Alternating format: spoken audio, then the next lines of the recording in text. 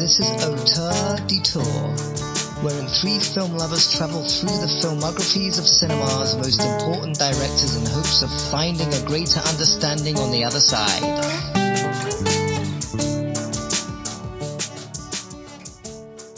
Welcome to Auteur Detour. We are going through the Coen brothers movies. We're almost done. And we are up to the movie Inside Llewyn Davis. I'm Ian Hinckley, here as always with Chris Balazza. Hey, hey, hey. My bad Albert voice. I don't know why. God damn. Hi, guys. And Travis White. Good morrow to ye. Okay. We are going to get through this conversation because I'm already feeling very silly and tired. But I'm excited to talk about this movie because I love it. And I'm going to just go ahead and start it off by setting the scene of 1961 in Greenwich Village, the scene of a referential but vibrant, no it's not, it's vibrant though, folk music renaissance. It is kind of more violent in this movie than it is in real life. In It's that, a Coen movie. One of the more bigger criticisms of the movie was like that it didn't have any joy in the scene that was, by all accounts, like very joyful. But anyway, young people in this movie, unfortunately, they're all one color and type, but they resurrected classic English and 1920s, 30s, and 40s American folk ballads with acoustic guitars and harmonies and dulcimers. And while people like Bob Dylan, Joan Baez, Peter, Paul, and Mary broke free from the scene and changed pop music inarguably forever, sometimes there's a man. I won't say a hero, because what's a hero? But sometimes there's a man for his time and place. He fits right in there. I quote the Stranger's description of the dude from Big Lebowski because Inside Llewyn Davis also serves as a device to follow a character and show how he affects and is affected by those he encounters. And while the dude is a tumbleweed, a zen beacon of it's all cool, Llewyn Davis is a tomcat, ornery, selfish, and self-important, worn down by anyone else's enthusiasm for him, for art, or for life in general. Hang me, oh, hang me. I'll be dead and gone. Hang me, oh, hang me. I'll be dead and gone. Wouldn't mind the hanging, but the laying in the grave so long. Poor boy, I've been all around this world. Oscar Isaac performs his character and his music perfectly. Following the suicide of his musical partner, Davis goes on his own miniature Homeric odyssey. Across the city of New York, to Chicago, past Akron, Ohio, where his unknown child lives, and back home again. But his voyage home is more tragic than Ulysses. He returns to Greenwich Village, knowing he'll never actually leave it. And as much as he hates the earnestness of the other people in his scene, he will sit and watch them all either succeed in music, succeed in family or community, or just move on. But in pure Barton Fink level self-importance mixed with contempt for art, for his own art, or the art that people enjoy around him, he's doomed to be a forever almost was. And while critics loved the mastery of the craft, the blend of humor and tragedy, the music, impeccably performed by an incredible cast, audiences mostly found it hard and unpleasant to watch a man, mean and bitter tomcat, sulk about why he wasn't more popular. In a way, the film and the character had the same reception, for the same reason. It also stars Carey Mulligan, Justin Timberlake, Adam Driver as folks in the scene, John Goodman, and Max Casella, who's great. John Goodman and Garrett Hedlund as an old jazz man junkie and his chauffeur, F. Murray Abraham as Bud Grossman, a folk music producer in Chicago, and a few cats along the way. I'm very curious to know what both of you guys thought about this movie. I really liked it. This was my first time seeing the movie, and I didn't really know what to expect, but I thought it was really cool. Very much like the Coens in their new kind of post No Country for Old Men, like kind of straightforward storytelling kind of mode. But, you know, with kind of like an amazing sense of humor and an amazing eye for detail kind of woven into that.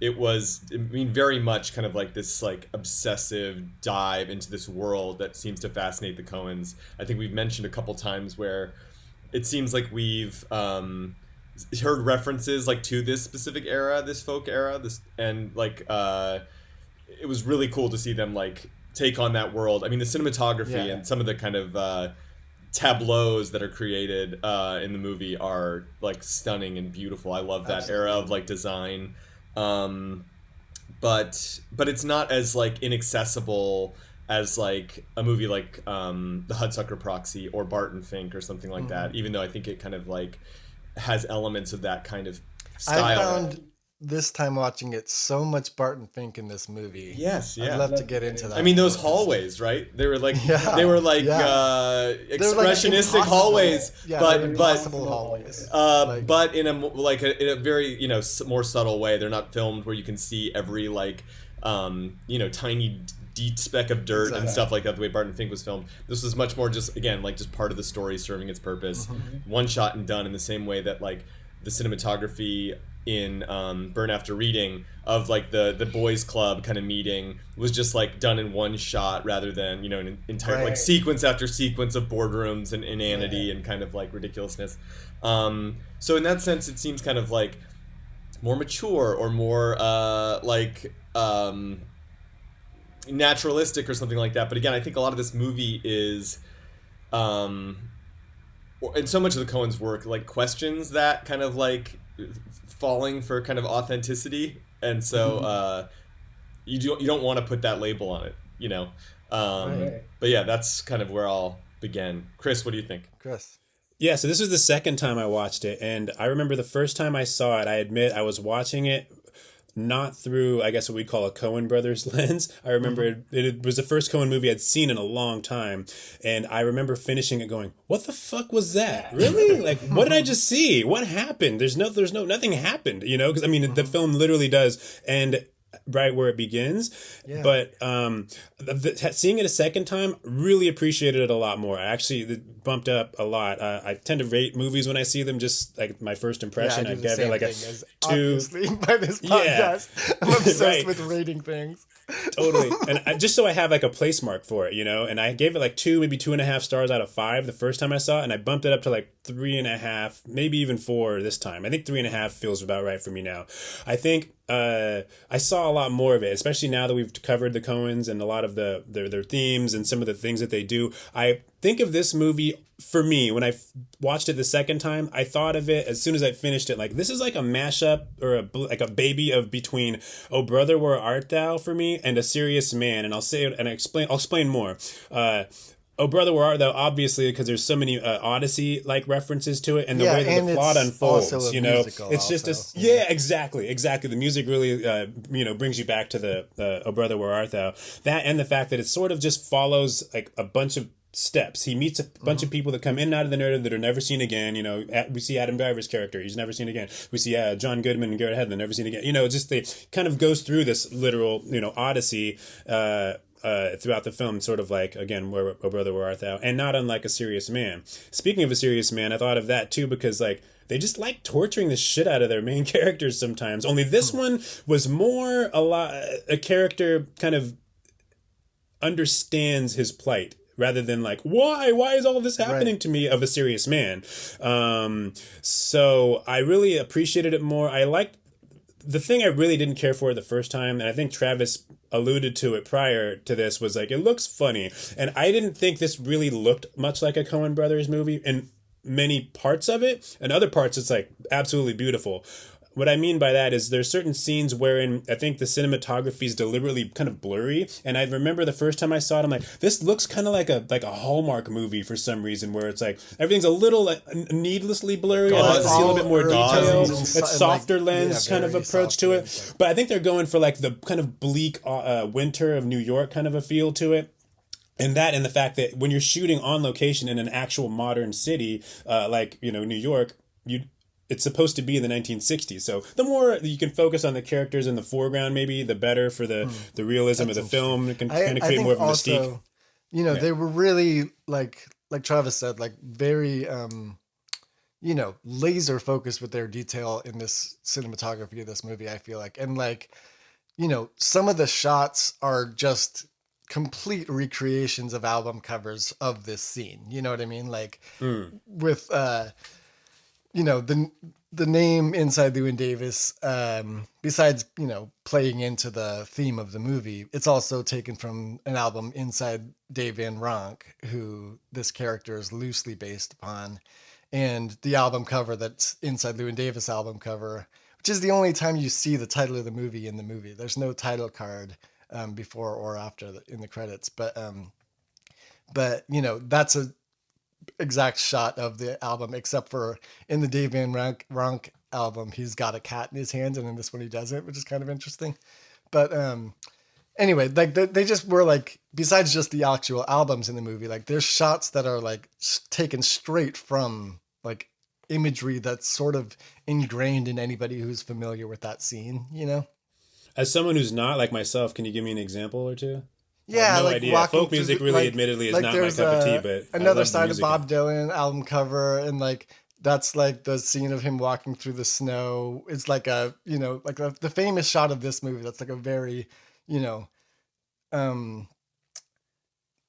don't know how to say it. It's like not in soft focus for the first time in a while, and it really stands out in a weird way. That's like almost shot like exactly like this album cover. That's like a famous album cover. And yeah, I think they were trying, you know, a lot of like an easy way to kind of replicate vintage photography is to kind of like just like unfocused stuff or something like that. I feel like I've seen that done before. Like, not that there wasn't, you know, photography being done at that time that was in focus. Like, I'm not sure like what they're going for, but I do feel like on old album covers and stuff, you do see that kind of like soft focus or kind of glowing kind of thing. To me, like some of the shots in this movie, like kind of rub me the wrong way. But I also think that can be a way to hide digital additions and like subtractions. Sure. If you're shooting on a lower budget, like on a street, and you need to like take out a building and add a car or something like that. I felt like that. If you do that in focus, like you're gonna see those seams. And I think if you put this kind of like haziness kind of over it, you can make those changes and kind of hide them more and make it kind of more seamless. And that's what I think that was happening a little bit. Kind of like in the Tyrannosaurus Rex attack in Jurassic Park, that it's raining. I think that serves a similar purpose, where they could match the robot Tyrannosaurus to the digital Tyrannosaurus. Are you saying there wasn't a real Tyrannosaurus in that movie? I'm saying in Inside Llewyn Davis, when the Tyrannosaurus comes, you can tell. Yeah. Favorite part. They can hide where they make the real one versus the fake one. Yeah. What the Tyrannosaurus wouldn't do his own stunts. I want to get your guys' opinion, because neither one of you, it sounds like, had like the major criticism about this movie, in that he is like, you know, a very unlikable character. Like he's an asshole, and he's not somebody that people liked to watch. Like that was the main thing levied against this movie, was like, why would I want to watch this guy? I think it's, you know, I don't necessarily need a character that I love in order to make a movie follow. I need to understand a character, I think, more than I need to enjoy the character. Sure, that's well put. And so I think I see where he's been, and I kind of see how life has kind of beaten him down.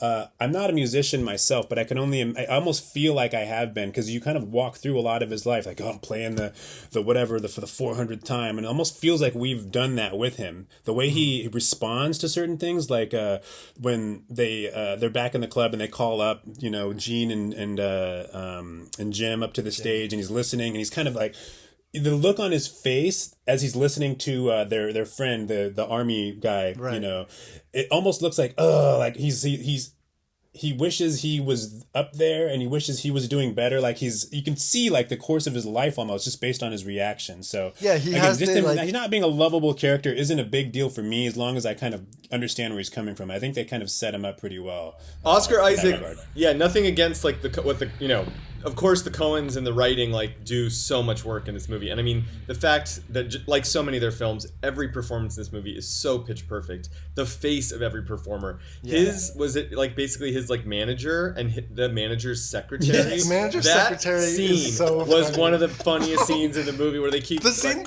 yeah, but also the second scene when the manager's not there, when absolutely. Mel's not there, and the secretary goes to waddle out with the giant box of records, and that's like you know, like so many movies like don't take that kind of care, you know what I mean? And it's like I can always count on the Coen brothers to like put that level of like thought and consideration, or whoever their casting person is incredible. Oscar Isaac's, what? Yeah, Oscar Isaac's. Yeah, I was gonna go back to that. Was just basically like all credit to the Coen brothers, but Oscar Isaac as an actor, I think, deserves a lot of credit for like being able to follow, like you want to follow him through the movie. And I will also say the movie takes great kind of care to show that he does care about some stuff, and he does like have feelings, like an internal life, and he has had a hard life, and he's having a really hard time. Like we've caught him at an incredibly difficult moment in his life, and I mean, there's this Coen brothers thing of the striver, or like the person who wants to transcend kind of like bourgeois existence, right? That that I find so relatable. Like you know, I think The Man Who Wasn't There kind of, you know, is the best example of that for me. Like in the sense that it crystallizes that kind of idea or that theme so like powerfully. Right.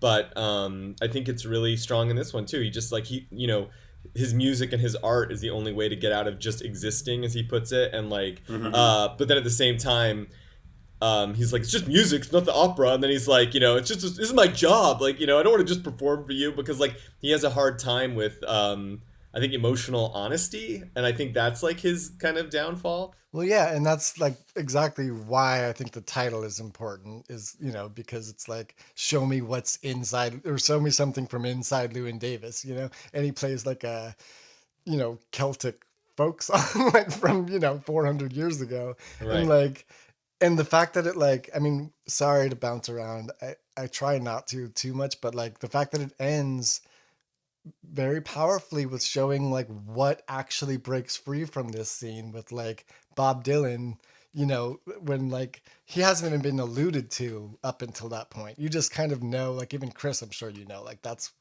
what that sort of scene is, you know, embodied by, was like that was Dylan's like breathing ground.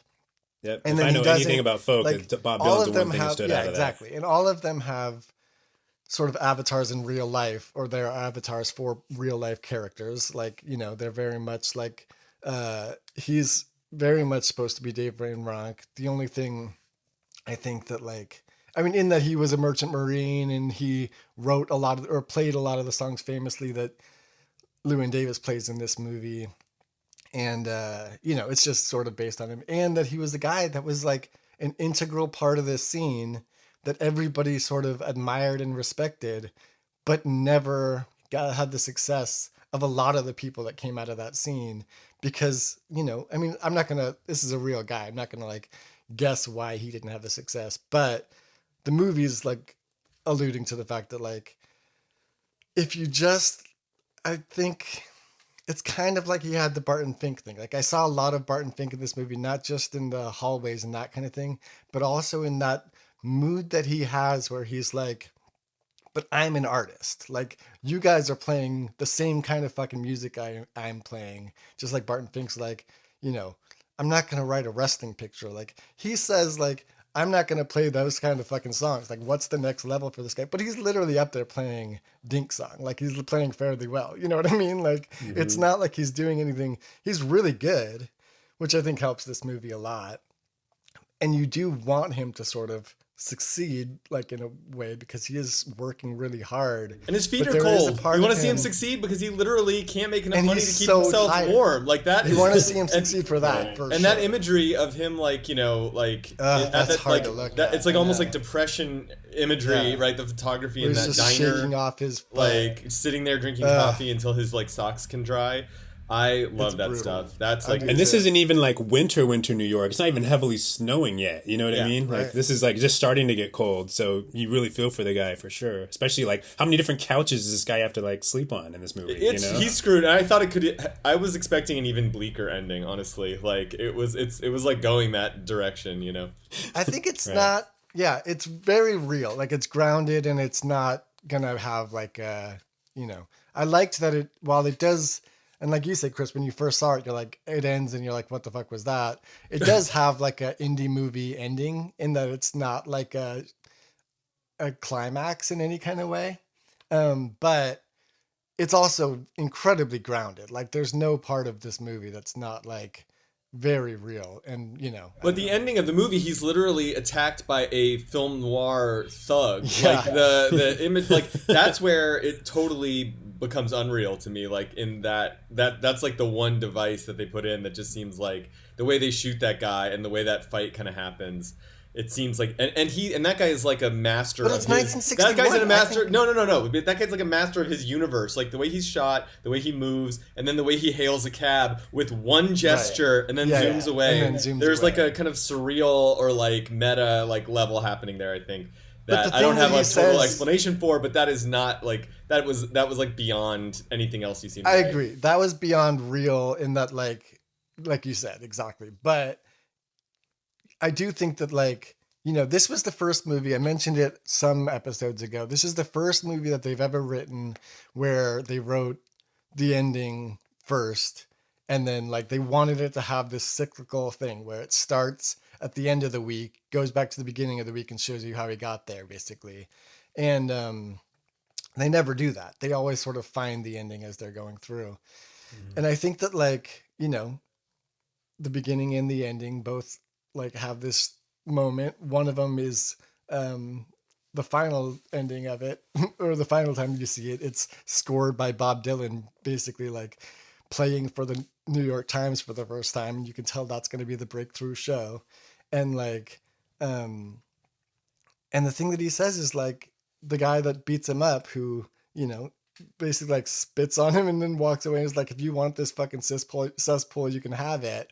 There's like, you belong here, basically. And like, this scene isn't going to last forever, obviously. Like, we know that with history on our side, but like, Llewyn Davis is not going to necessarily grow out of here either. Like, it's very tragic to me in that way, but like in a real way. Like, he was like perfectly suited to be, like a troubadour of that era in like a sad way, which a lot of musicians kind of are. But like, where's he going to go? Like, he's just going to be sort of like, there's not going to be couches for him in 5 years. You know what I mean? I don't know. It's really sad.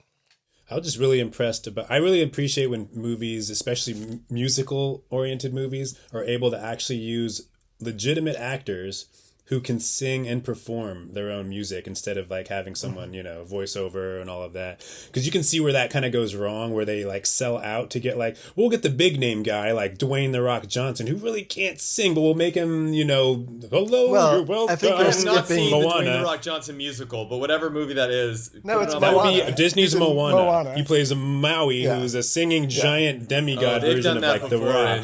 in those Disney movies. Yeah. But yeah, or like even like But for La La Land, where like Ryan Gosling's not a particularly great singer, but he's Ryan Gosling, so he's going to Or put butts in there's seats. the flip side to it, where it's, Oh Brother Where Art Thou, where it's literally like, I still love that movie, but like, it's bad lip syncing. Yes, And absolutely. you're like, it doesn't work at all. Like, this one is so much better and like more well served because the music is great, and also it's performed by like actors. I mean, This besides movie Justin foretold Timberlake. the brief wailing fad that popped up during the pandemic. The wailing music, What is this? the sea shanty fad. Soon may the Wellerman come to bring us sugar and tea and rum. Were you guys totally oblivious to this? I guess so. For like 2 Like the weeks during the Lighthouse? pandemic, you could not escape like the popularity of sea shanties on Twitter, TikTok. What? This is What's a real what's thing. sea This is a shanty? real thing. Yeah.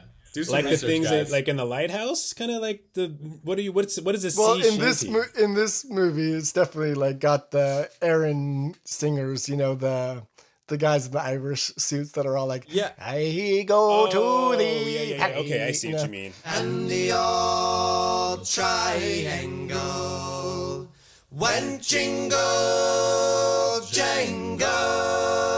Yeah, and I want to talk about that a little bit because, like, that's a moment where, Llewyn Davis, like, again, everyone else is so sincere around him. I mean, that army kid is, like, the best example of someone who's just, like, such a pure person, and he's just doing his thing, and Llewyn Davis, like, can't relate to him at all or can't, like, get into that mindset. By the way, the part where he says, "Does he have a higher function?" I just lost it. I don't know why I thought that line was so damn funny. It's brutal, though. I mean, okay, keep going. And then but then like when the whale singer guys, the Sons of Aaron or whatever, start singing, and he's like, "I like the sweaters," like like kind of he sees everything as just kind of like a pastiche or like a fake. You know what I mean? Like he can't. Well, can I get into if you're? But that's like the Coen brothers like philosophy of art is that's what art is, right? Like a pastiche, like everything is just kind of made of kind of like those pieces. Like that's how they approach like their art. I don't think they believe in authenticity really. And so anyway, yeah. Good point. I think you're right. I mean, I do want to I didn't mention my history with this movie because I saw it in the theater, with Danielle and my friends Gavin and Misha. It was like a date night because we had already had Greta. And we got out to the theater, and I remember loving it, but like it was at a time when I wasn't seeing a lot of movies because Greta was probably 2 years old or whatever. And it was also just like fun to go out to the movies or whatever.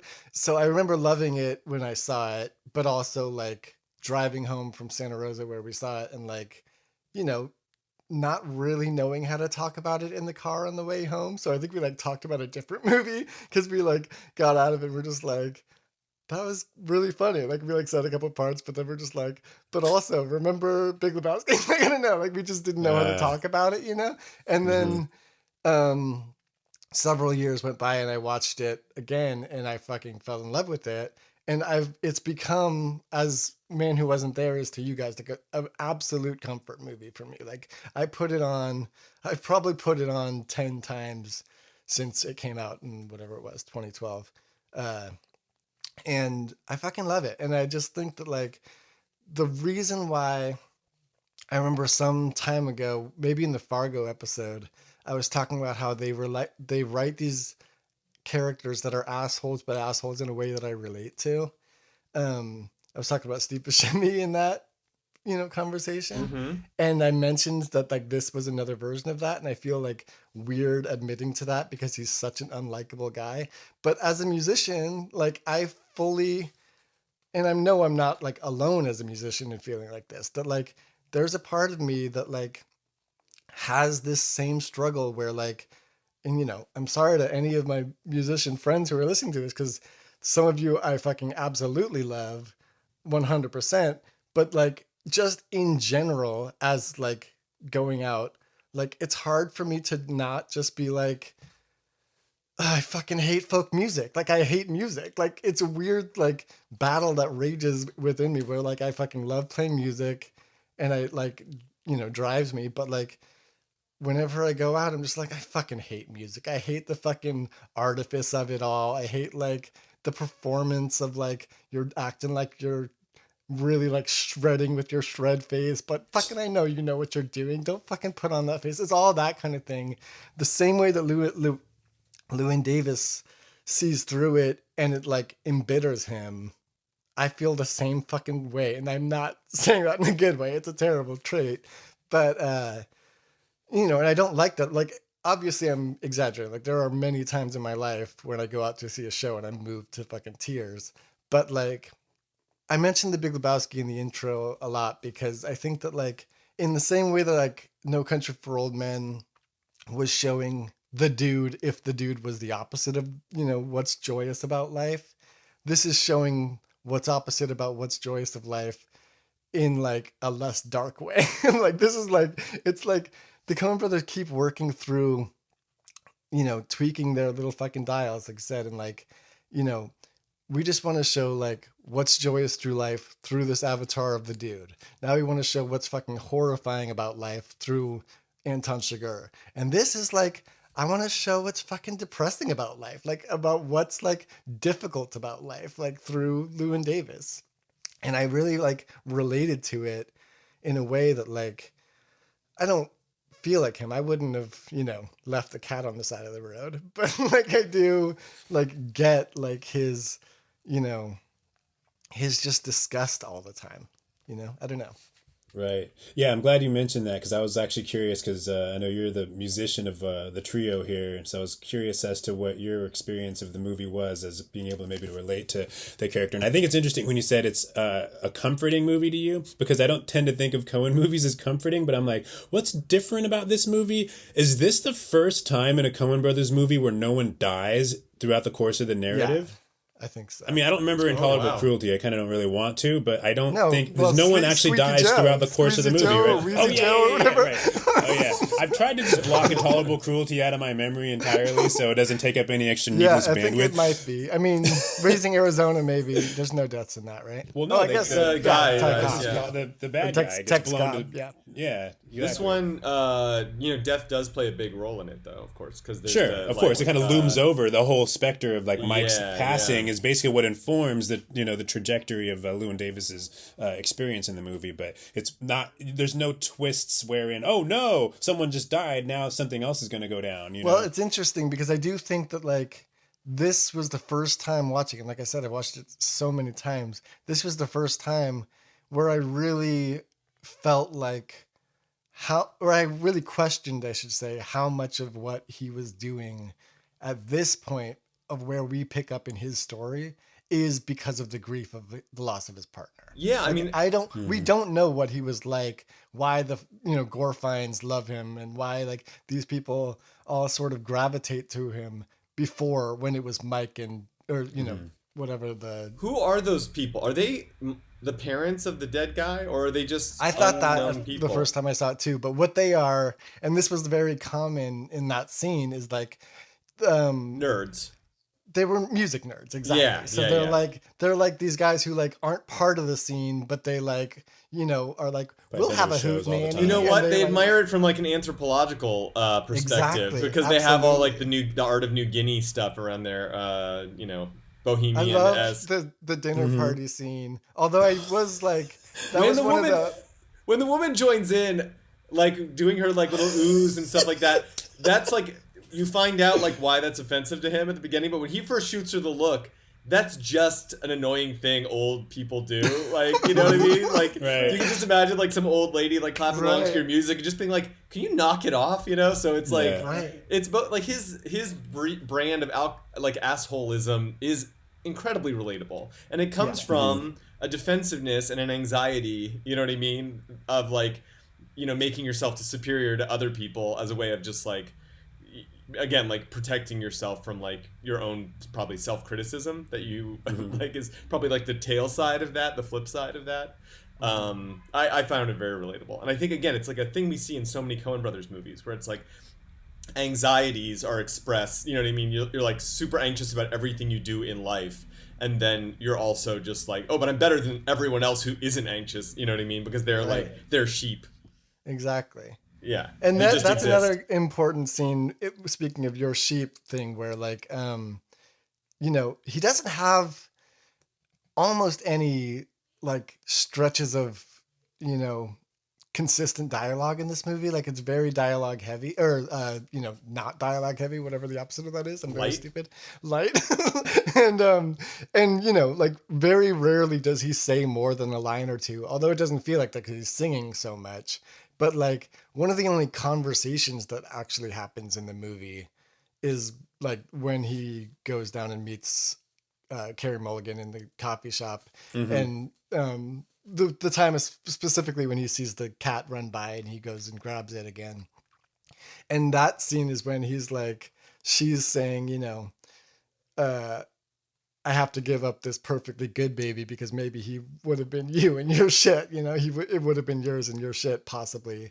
And he's just like, so what? Like, you would just like to just be like a suburbanite in the, you know, suburbs, like raising your family, because that's kind of sad and it's kind of like careers and whatever. He's just like totally judges her. And it's also stands out though, because like, he doesn't talk like that in the movie very often. Like, it's very rare that he has like an actual like back and forth with people. I guess with, you know, his manager too a little bit. But like, there's, you know, there's only a few scenes of that.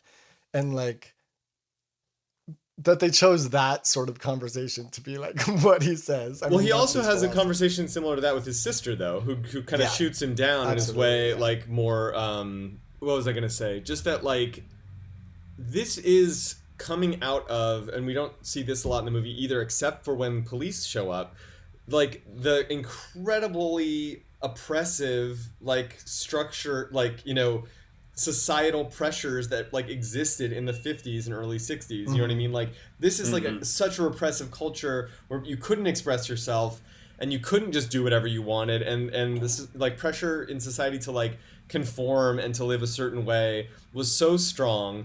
And then to like, you know, for these people that were finding like some sort of like truth in like the folk music, that, you know what I mean, like the older American folk music, it's like kind of corny, and like, again, it's corny to like be like, you want to have kids, like, you know what I mean, like that's bourgeois, like that. It's like what are you talking about? But at the same time, it's like he's stumbling, but he is trying to like, he is kind of pushing back against like a genuine oppressive awfulness that, again, you see when the cop like just basically kidnaps Garrett Hedlund out of his car. You see when the cop like hustles him out of the train station when he's just trying to like stay out of the elements. Like, it's like a gross society, and I felt a little bit of like the Ice Storm or something in this, like an Ang Lee movie where you have these like it's people kind of like stumbling to rebel against these kind of repressive forces and making fools of themselves and failing and not doing a good job, but like you can't really.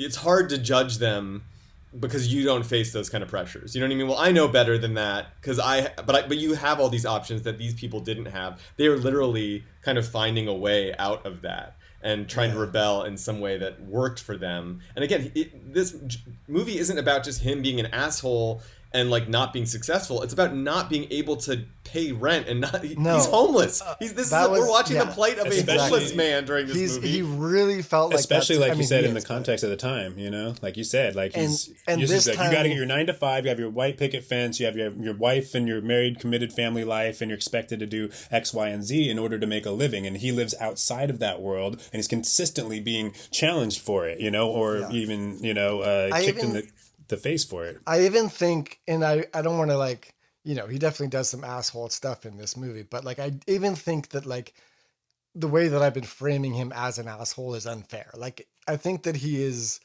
like you said, it's very much watching the struggle of a fucking homeless guy trying to like living on the couch. He even says, he's like, when, you know, he says like, that's a really fucked up thing to like throw in my face when she says like, did you have a couch to sleep on or something like that? Like, and it's like the one time he's actually like hurt by one of the mean things that somebody says to him.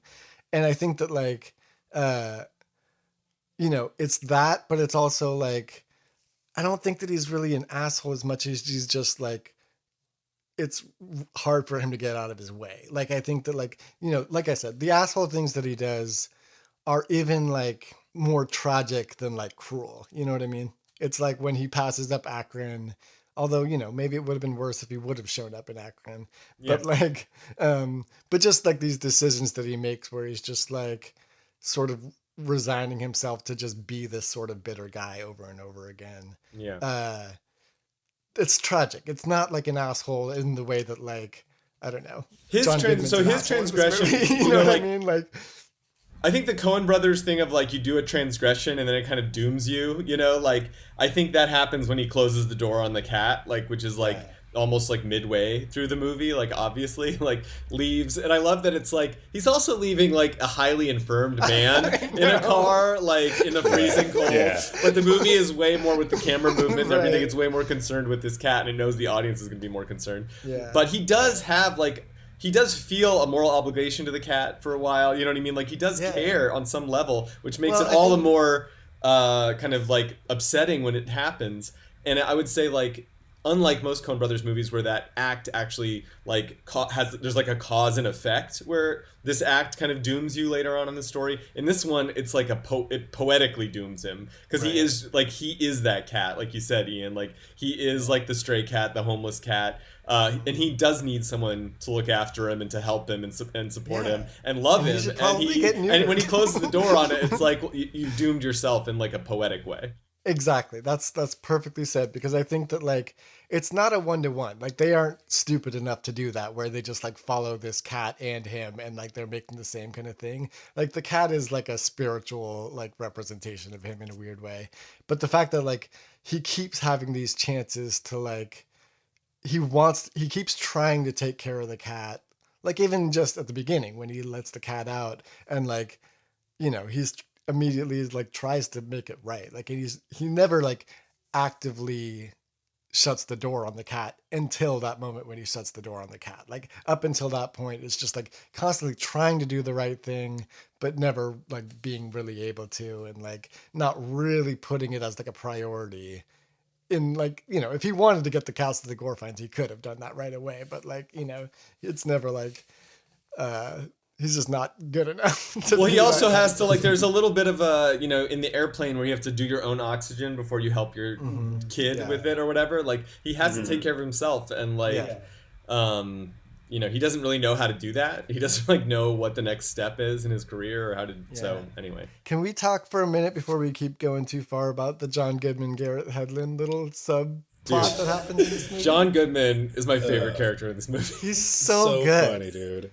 I also laughed out loud when they said, "My valet, Johnny Five." I'm like, Johnny Five. Johnny Five of all names. Johnny Five. And then he says it again, Johnny Five. He repeats it because it's like he knows.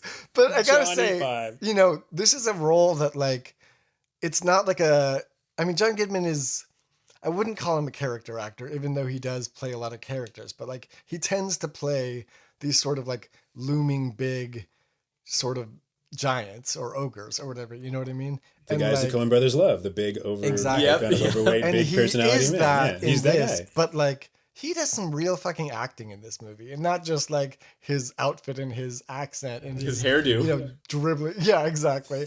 or like laying on the bathroom floor dribbling fucking heroin barf. Like it's like a gross character that he's playing, but it's also like he's really like, I don't know. He hasn't stopped acting like a lot of actors in their 60s or whatever, however. Oh, man. I saw a Christopher Walken movie recently by the writer of Moonstruck. And that guy has done some bad movies since Moonstruck. This was like one of the worst. Didn't he? Well, I'm trying to remember. I'm not going to think of it, but I just heard like a movie that director made that was just.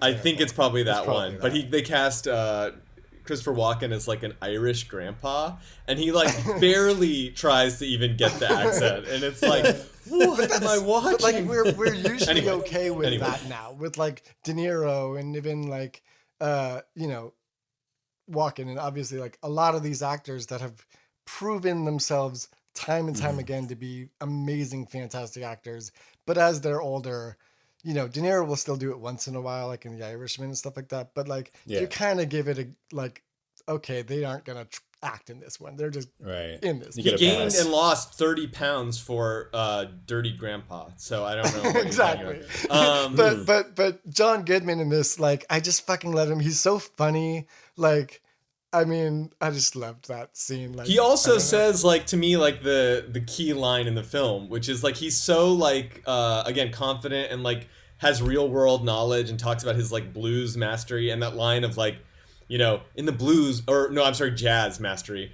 When he's like, in jazz, we play all the notes. Like that was really funny. But no, the key line to me is where he's like, I don't take threats because like I've practiced like Santeria and I've practiced all these other like dark arts, and your life will go terribly wrong and it will turn into a pile of shit, and you'll wonder what happened, what's wrong with my life. And of course not. And he's like, and I'll be somewhere laughing to myself, but it's like 1,000 miles away. Exactly. Of course he doesn't realize this guy's life is already basically like that, or you know, there's so many people who could, ask that question of themselves at any moment of their life, you know what I mean? And like the fact that he ascribes this to his own mastery of black magic, maybe he's just like bluffing, but it's just like a great Coen Brothers moment where it's like, how do you explain why like people's lives suck? You know what I mean? Like and Ian, I mean, I get the point that like a big part of Llewyn Davis's problems is his self, you know what I mean? And that is what the movie is kind of about. But it's also just the question of like, am I doing this to myself, or like, you know what I mean? Like, why can't he just get lucky? They ask like that question a lot. Like even in that same scene where John Goodman, ODs, he's in the bathroom stall and he looks at the graffiti on the wall and it says like, "What are you doing?" Like, right, and it's like no one really knows the answers to most things. You know what I mean? It's hard to feel like you have control over your own life, and I think that's where their movies dwell. And I don't think the answer is like completely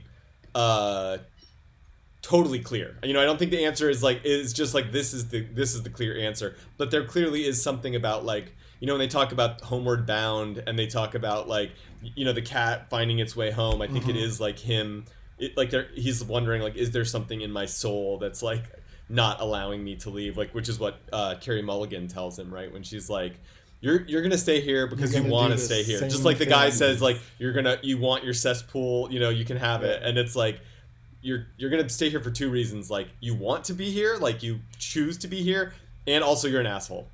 And those are like, that's like the answer of the movie. I'm speaking of that John Goodman scene where he's talking about, your life's gonna be falling apart and I'll be 1,000 miles away or whatever. I almost saw that as like the Coens themselves. It's like their voice, like, yep, I'm doing all of this to you. Like, I'm doing all of this shit. This is all happening to you. They're like gleefully like pricking the voodoo doll of Llewyn Davis, or the guy from A Serious Man, things like that too. Right. I love those. Yeah, that John Goodman and Garrett Hedlund scene is funny too. I don't know if you guys have seen it because it's a terrible movie, but when I saw this second time, Garrett Hedlund was in this movie. Garrett Hedlund and Oscar Isaac were both co-stars in this terrible movie called Mojave, where Garrett Hedlund's a film director and he's thinking about killing himself. He goes out to the woods or the desert of Mojave outside of LA, and he meets this homicidal drifter played by Oscar Isaac, and the whole movie is them basically just trying to murder each other, and there's this great like tension between the two of them despite it being just a horrible movie. But I remember watching it this time going, oh snap, like, kind of bringing me back to like, is this going to be, because I'd seen the movie before, but I'm like, ooh, is there going to be some kind of hidden tension here? There was absolutely made so many movies. There wasn't. He's like a non-character, basically. Really. I thought Garrett Hedlund was again like another pitch perfect performance, with zero dialogue. Like, I think totally. like just the between the costuming, I gotta say, like, he's had the name Johnny Five, bad luck with every time he's tried to break out with like a big blockbuster movie. It's kind of gotten shit on and shut down. Yeah, like Tron Legacy, which I actually like that movie. But and he was in Pan, like the Peter Pan, like, oh my god, whatever. Yeah, like he's my god, like he's made bad choices when it comes to like trying to break out of the sort of indie scene. But I think he's actually a really talented actor. Like he's great in this movie. I was gonna say, speaking of what's his name, Oscar Isaac crossing over with other actors, it's kind of nice to see him and Carey Mulligan. Yeah, and of course he's also with Adam Driver from Star Wars. Oh yeah, of course. I almost put that movie totally out of my brain. I forgot about that. I was wondering if the casting director of this movie was like also worked on Girls, because there were like a bunch of people from Girls. There's the guy, I always forget that actor's name, but yeah, the guy played Ray on Girls. Is at the dinner party. That's one of the jokes I didn't like. That's one of those moments where he actually is an asshole when he walks in and they say the baby's name is going to be Howie Greenfung, and he's like, Greenfung, like one word, like he's just like an asshole. Like that's not like, it's just him being above them, but also like calling them on it. Like, why are you being an asshole? It's almost like feels like a generational joke, that like a boomer joke that the Coen brothers are making that's just not for us. Maybe, I don't know. Well, I think like maybe we're actually supposed to think it's ridiculous as an audience that they're calling their kids.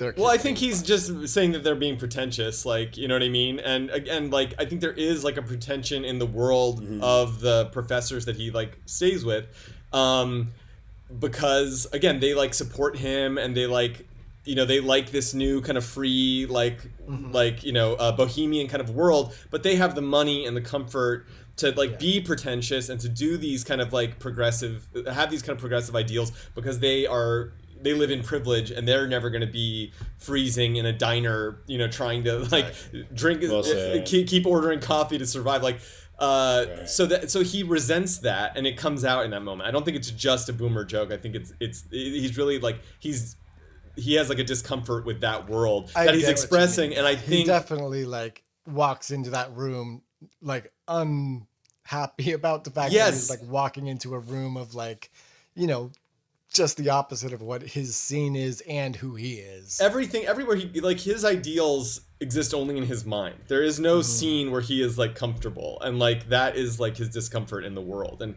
he kind of resents everyone else who has the person that he relates to the most in the movie, like as a, you know, personally, like in conversation, I mean, is Max Casella's character as like the owner of the Gaslight Club, who like also kind of looks at the music scene as like a way to make a buck, like, and not like really any passion in it. But then he's just like, but hey, they're really fucking good, right? And hey, you know why people come to see Jim and Jean?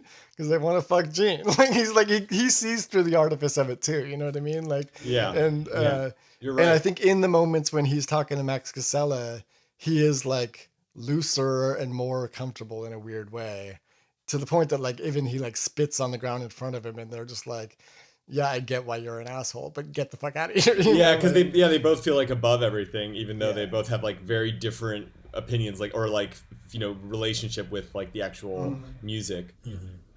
Just really quick, I want to go back to John Goodman's character, just because it's funny that he calls him out on the cat, thinking that it's like an affectation, like the sweaters, like these other kind of things. And with what's his name, Adam Driver, and his like cowboy persona that he's basically just like concocted. And it's not his name. It's not his real name. It's the cowboy hat is just something he bought. 1 second, please. Please, Mr. Kennedy. I don't want to go in the outer space.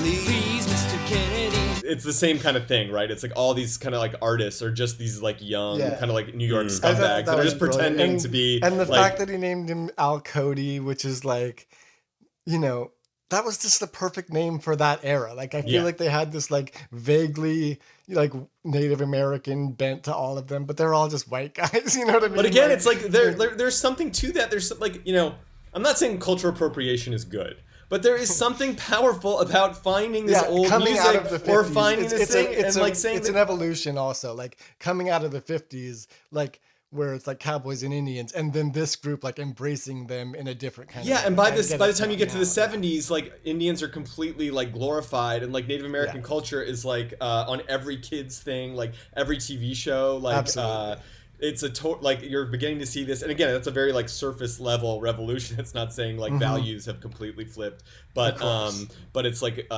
in sort of a pop culture way they have. I don't know. I think it's interesting. It's just interesting. And again, I think it's like the artifice of the art is like, he doesn't accept it, but I think it's like, that is part of art. You know what I mean? It's like, it's not, I don't know. I think it's something the Coen brothers are very conscious of and very like, okay with. And it's just interesting that this movie kind of explores it that way. I do think that because of what you're talking about, that one of the reasons why I love this movie, like in this era of them, post No Country for Old Men era, is because it does feel, I said the same thing about A Serious Man, but like, it also feels like it's like John Goodman, it's trying, like it's not, let me see. I guess they're still trying to find what they're trying to say. And like, they're pushing harder in this movie than they have in some of the other movies. I don't know. Like, I do feel like they're like, it's not just a tweak of the dial for them. Like, I do feel like they're just like pushing forward artistically in like another way that's not necessarily better than some of the other ones, but it's like, you know, it's impressive that like they're still pushing forward, like with as much success as they have, and they haven't fallen into like the up their own ass all the way thing like they sometimes do, you know? I don't think they've made a movie like this. To me, this is like, the straightforwardness of True Grit mixed with kind of like the outsider kind of thing of like Barton Fink. Is he Jewish in the movie? I don't know about that, but like, No, I don't think yeah. so. So It definitely his sister definitely feels Jewish, but also like he, even John Goodman calls out that like he looks like a flamenco dancer. Like it's very vague who he is. He says his name is Llewyn, and it's a Welsh name, and he's like, oh, and it's his gotta mom's be from, Italian. and his Yeah, mom's he Italian. tries to But the describe John himself, Goodman line, I but John gotta Goodman say, cuts him right off. my favorite. It's like it's Imperfect character. It's Welsh. He's all, it's got to be from somewhere. Stupid fucking name. So good. he's the best. But I love that so much. But I didn't know this, but Llewyn Davies was the name of the family that J.M. Barrie wrote Peter Pan about. Oh, And I think that's really interesting. Like the boys from the Llewyn Davies family were the boys that he like based on like the kids who would never grow up. right. And I think that it's really interesting to think of them naming him after them, given that like there is a facet of this character that refuses to grow up. I mean, Yeah. we Do you didn't think get he was enough also into the sexually plot. abused, like the kids that got abused by J.M. Barrie? Oh shit! Could that be part of We're this gonna problem? make BuzzFeed with this. J.M. Barrie, you're canceled. It's happening. But Or no, Detour. anyway, Taking you down. I think that like we didn't get that into the plot, and we're getting low on time. But there is like there's a lot of things in the plot we didn't talk about. We didn't talk about the fact that like Carey Mulligan is gonna have his baby, or wants an abortion because she's pregnant with potentially his baby. Although it turns out she wasn't just cheating on Justin Timberlake with him; she was sleeping with the whole scene. Yeah, she's the one who like calls him out the most, and she also seems highly unbalanced and like, you know what I mean? Like, yeah. So I don't She's know. a I don't know if very she's a unreliable reliable. narrator. Yeah, exactly. She's an unreliable narrator to call him an asshole, and like that's who we essentially get the idea that he's an asshole from, because we don't really witness it early on in the movie until she kind of like drills it into our brain that Right. that's how You we're are supposed shit. to think of him. You are shit. Yeah. So like, yeah, so she's, she's having she's pregnant. She's going to have an abortion. We find out also that like he had a woman get an abortion who ended up canceling and has this baby in Akron, Ohio that like, he drives right on by. I know you guys both watched this a while ago because I sent it to you, I think, but there's an interview with Guillermo del Toro talking to the Coen brothers when this movie came out, and he's comparing Blood Simple and this movie throughout the interview. Like he's sort of like, and they he asks them about that scene and like the writing of that scene and when he drives past Akron and like how that's such a distinct choice. Although like, I felt immediately like the Coen brothers felt, where it's like, because what else was he going to do? Like, it's Well, speaking of that scene too, and Blood Simple, sorry, Travis, but real quick, when they're driving in the car and it's raining, that first shot of Blood Simple where the cars they're driving, it's almost exactly like it's almost in positioned in the same spot, and you can't see anything. It's like, what's the point of windshield wipers when it's literally like completely blanketing the That's windshield in probably rain? what it looked like driving with windshield wipers in the 60s too. Like, they were and probably headlights that like effective. Like, it's so hard to see. It's terrifying to watch that shot. There are some beautiful shots in that scene though, when it like it's usually through the windshield, but then at a certain point it cuts to like in front of the car basically, and you're just seeing like the snow falling on this road going really fast over the road for a while. And I don't know, anyway, I just wanted to bring up that like that scene when he drives by, like there, if you're to believe what they say, which I usually don't, but in this context I do, about why they made him decide not to investigate this child that he has, this 2-year-old child that he has in Akron, Ohio. It's like, because they're just like, yeah, we wrote that, and then we're like, well, he's going to be driving past Akron, so like we have to like have that. And then like, of course he just drives by. Like he's not going to stop. Well, they didn't say it was like a choice that they said was easy. They said the idea, and there was actually a weird disagreement between them where they kind of like go into like, you can see them like almost in writing mode, right? Like that's why you kind of believe that story, because there's a very weird, very real moment between the two of them where they look away from like the interviewer and they start talking to each other, where you're like, you feel like you're in their process. That's a really amazing interview, but and Guillermo del Toro is always like a joy to listen to talk about movies. Right. But no, they say like the idea was just driving by the town where you may or may not have a son. Exactly. Like it was not even a choice. Right. The idea, the basis of the idea was just that itself. Yeah. And that, I think that was a really interesting insight into like how the Coens kind of like come up with their kind of movies, and that they are kind of like, it is just kind of built out of these kind of story ideas or kind of like character ideas. I also wanted to mention, go ahead. I mean, I have so much random stuff that I just want to do too. want to say like, this person was good, this person was good. The sister was so good. And like, again, when he's talking, great. Like, I don't even know if I know who that lady is. I don't know who she was at all, but she ruled. When she was in the scene, she was hilarious.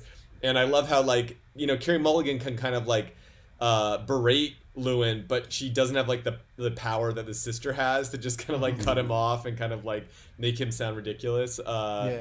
And yeah, her performance was great, and like serious and so full of life, even though she's living this existence that's Llewyn Davis is like. And the brief line that her son has is fucking pitch perfect too. Yeah, the son was great too. He says, Jason, your uncle's a bad man, and he's all, okay. Yep, the kid was hilarious. But wait, I just want to say like, the thing with the dad just being like kind of comatose and stuff like that was very powerful and very upsetting, and like that's another pain that Llewyn lives with. I also said to myself, that is very similar to the Gunsmoke writer, something like from Big Lebowski, right? Like the kind of like incapacitated father figure. Yeah, right. That's interesting. I mean, that scene is hard. It's a hard scene for me to watch. It's so like, you see him.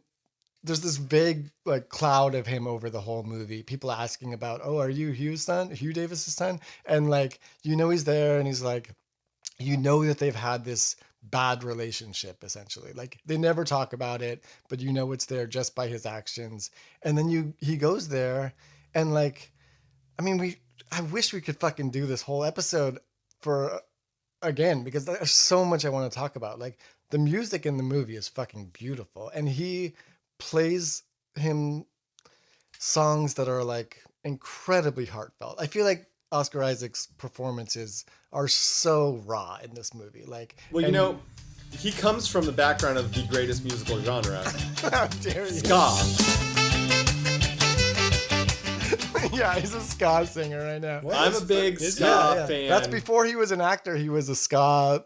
He was in a ska band. I had no idea. If this movie was a ska theme, if this was about a ska revival in the 1980s, or even third generation ska of the 1990s, I'm not going to talk shit about ska. I just think such it's a bigger fan of it. Yeah. Is that where the Santeria line comes in? Is he like the precursor to some? That's ska punk. That's sort of a subgenre, but yeah. But anyway, yeah. So like that scene. Every time he performs in this movie, like it's so raw and like really, I don't know. It's good. Oh, it was a fine and a pleasant day. Out of Yarmouth Harbor I was faring as a cabin boy on a sailing lugger, for to hunt the bonny shoals of herring.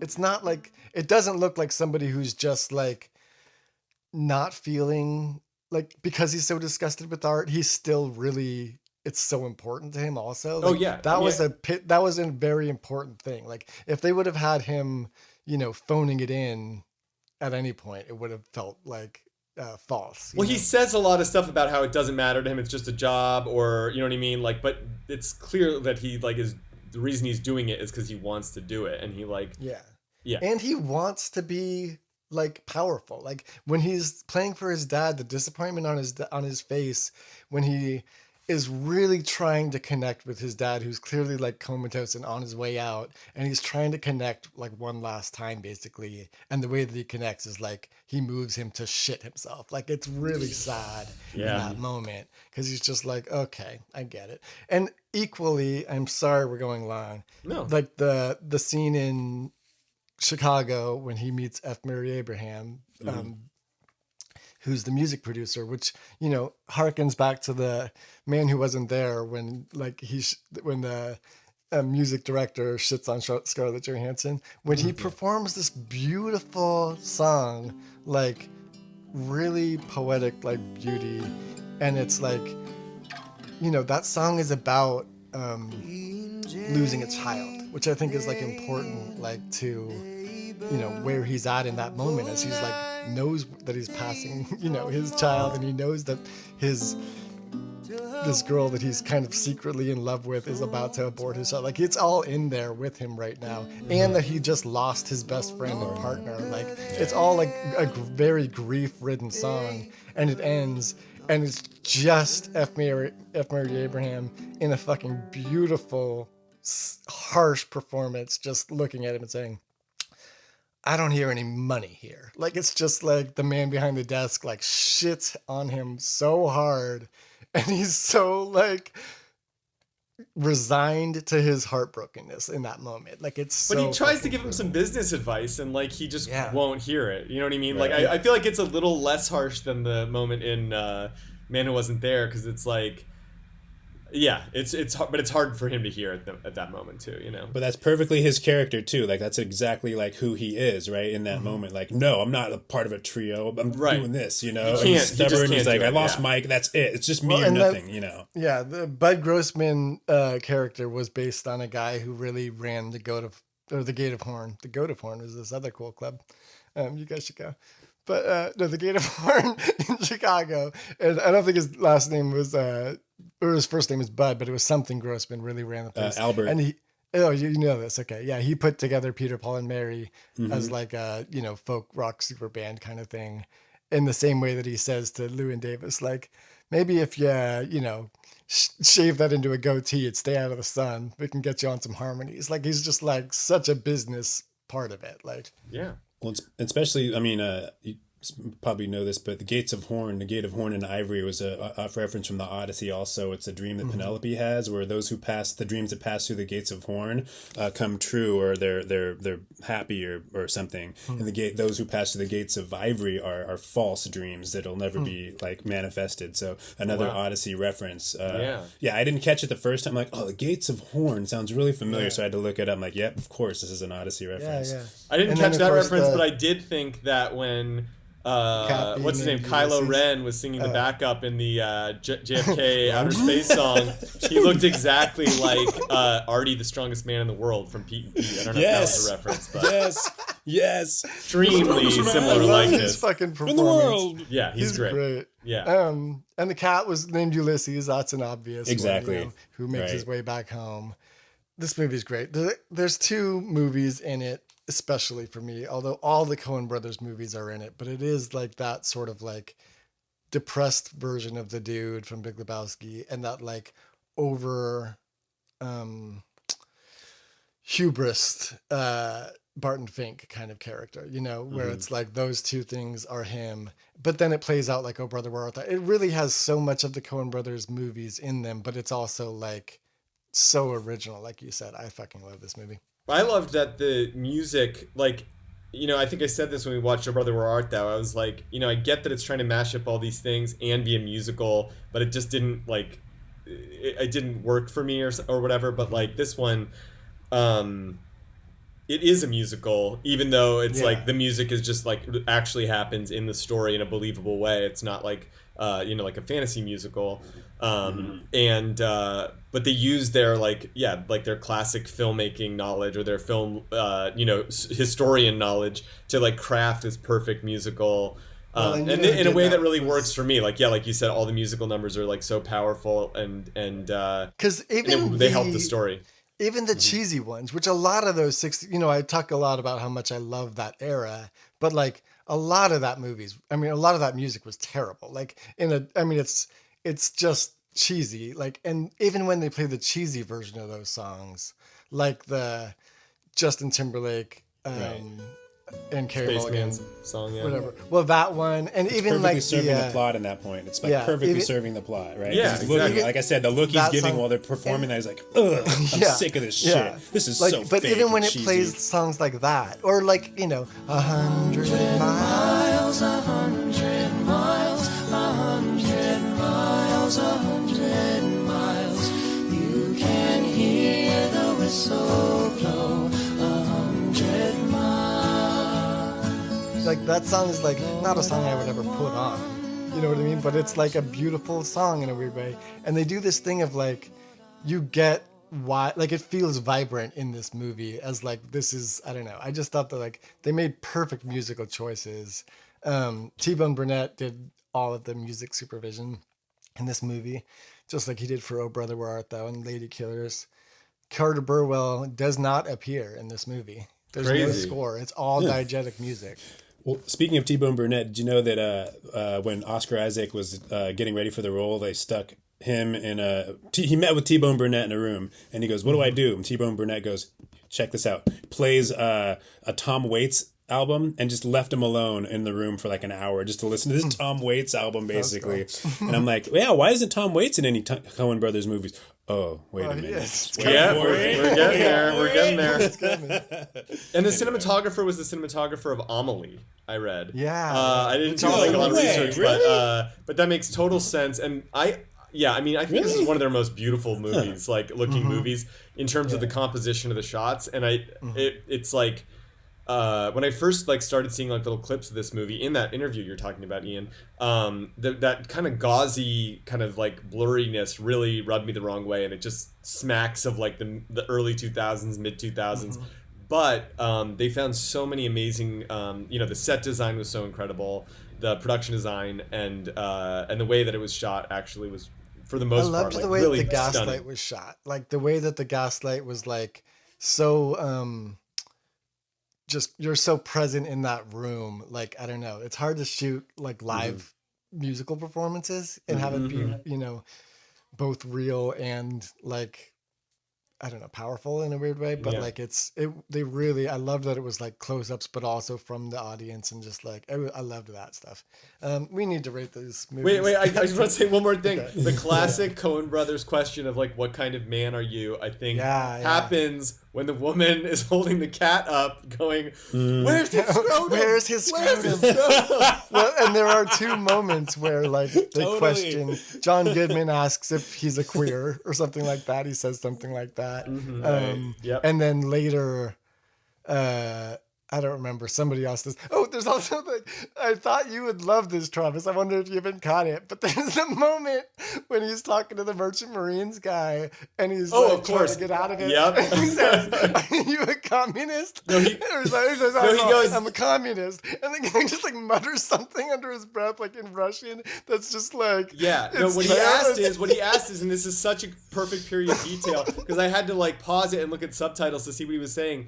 He's saying, I think the name is Stockmanite, and it's this guy Max Stockman, who was an American Marxist theorist, and they basically believed that the Stalinist regime was not a workers society gone like wrong. It's actually just a new form of like elite ruling class. That was something. Anyway, it was very so much. Yes. And I totally was like, okay, Travis is gonna fucking. I loved it. One of the best moments of the movie because it is like such a beautiful moment of like, even this guy who seems to be just like this thrown-in character has this like deeper life within like his, infiltrating. Absolutely, but the thing is, like pre-19, I mean, like there were like more communists in the country around the mid-century than there are like today, and it was a really cool like detail that there was this movement of Stockmanites like around that time, and very cool. All right, the cats. I don't know. I guess we gotta just rate it. I mean, there's a lot of cool cats stuff in this that was hard to film too. Yeah. I'm sure. Like my wife actually, like this is the one Coen movie we both have like different opinions on. She's just like, why are we watching this guy? Like, I don't care. He's a jerk. Like what's the point? And I was just like, you're mad about him closing the door on the cat, huh? And she's like, why did he do that? How could he do that? Well, that was. I mean, we didn't talk about it enough, but like that was the world did not like this movie. Like, it's critically like way regarded, but it fucking bombed at the box office, and everybody was like it did well in the awards thing, not in the Oscars, but in other award shows. But it was like everybody watched this movie and had your wife's reaction of just like, who the fuck closes the door on a cat in the middle of the snow? Like, it's so fucking And I think brutal. people just like, a resolution where the person ends up being happy, or they finally make it, or there's like a tip of the cap to like, oh, look, things are going to get better for this person, like the classic Hollywood ending. And then typical Coen fashion, probably. no, they're not going to give you that. You're denied that. And that's makes sense for this character, right? It would suck if all of a sudden he's like, oh, guess what? I just won the lottery. Yay. Movie ends, wouldn't make any sense. And I think that's in keeping too with like their kind of new mode of storytelling that they've kind of settled into post No Country, like Burn After Reading, where it's just like a more like, this is, I don't know. Yeah. What does it all mean? What does it all exactly mean? I'm gonna rate these. Where does it all rank, guys? Oh God, let me just cheat off my last. You can do it while I rank mine. We've got Mine 16 is still movies now. number 1, Fargo, No Country for Old Men, Big Lebowski, and then Inside Llewyn Davis coming in at number 4 for me. Wow. Nice. Then comes Raising Arizona, moving back up to the next slot. Miller's Crossing, Man Who Wasn't There. For some reason, I moved Oh Brother, Where Art Thou up this time, just because I forgot how racist it is. It's going to move down again. Sorry. Blood Simple, Burn After Reading, A Serious Man, True Grit, Barton Fink, Hudsucker Proxy, Intolerable Cruelty, and The Lady Killers. Boom. Yeah, it's pretty much in the middle for me, I think, which is great because their movies are amazing. It's not a slight to this film. I appreciated it more than I saw it when I saw it the first time. But still tied at number 1 are No Country for Old Men and Fargo. Again, slight edge to No Country for a couple of reasons. But number 3, Big Lebowski, then Blood Simple, Man Who Wasn't There, Raising Arizona, Serious Man, True Grit, Oh Brother, Where Art Thou, and Barton Fink, Inside Llewyn Davis, and then Miller's Crossing, Hudsucker Proxy, and then the crap ones, Burn After Reading, Intolerable Cruelty, and Lady Killers. I know you guys like Burn After Reading a lot more than me, but that's what it is. I'm sticking to that. Die on this hill. Well, in that spirit of contrarianism, I'm gonna say Raising Arizona is my number 1. It deserves. No surprise it deserves to be number 1. Fargo number 2, No Country for Old Men number 3, Big Lebowski number 4. I don't know. The Man Who Wasn't There. I'm having trouble. I think then it's kind of like Burn After Reading, Blood Simple. I think this is like around True Grit for me, in that it's like so straightforward. Mm-hmm, but I felt like, even though I felt like more moved by True Grit, I feel like this one has more to like sink my teeth into, and I feel like Ian, I might come back to it like you have, and kind of revisit it and kind of get into that world. So put it around there, and in the same kind of universe as Miller's Crossing, Barton Fink, Hudsucker Proxy, Serious Man, all kind of in that area. I don't know. Oh Brother, Where Art Thou, holding up the kind of like decent, it's like the decent passable foundation of like their wonderful filmography, and then below the foundation, buried in an unmarked grave, you'll find Intolerable Cruelty and Lady Killers. All right, 2 more movies left.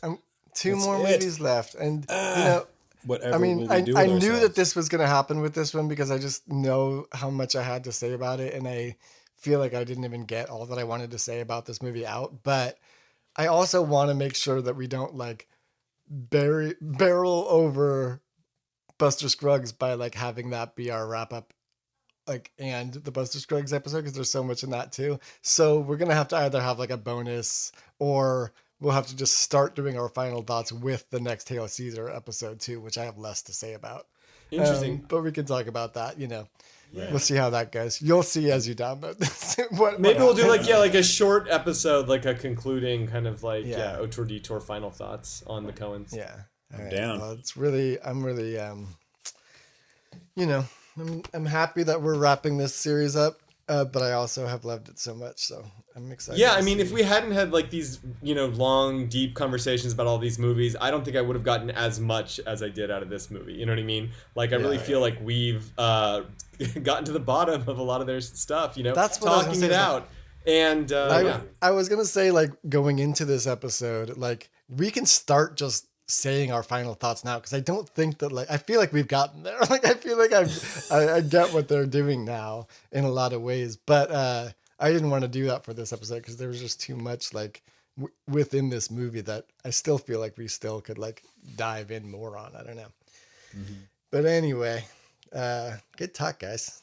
Oh yeah, always. Like I said at the beginning, though, like I said, seeing it through the eyes of someone who's been discussing Coen Brothers lately, just really, really just blows everything open. There's so many things to talk about, and you can really see it through a new lens. So I'm so glad we're doing all this, guys. Yeah. All right, it's been a good one.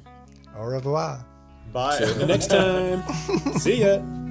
I don't practice Santeria. I ain't got no crystal ball. I had $1 million, but I'd spend it all if I could find that Hannah in that Sancho that she's bound. Well, I'd pop a cap in Sancho and I'd slap her down. But I really want to know, my lady, my lady, my lady.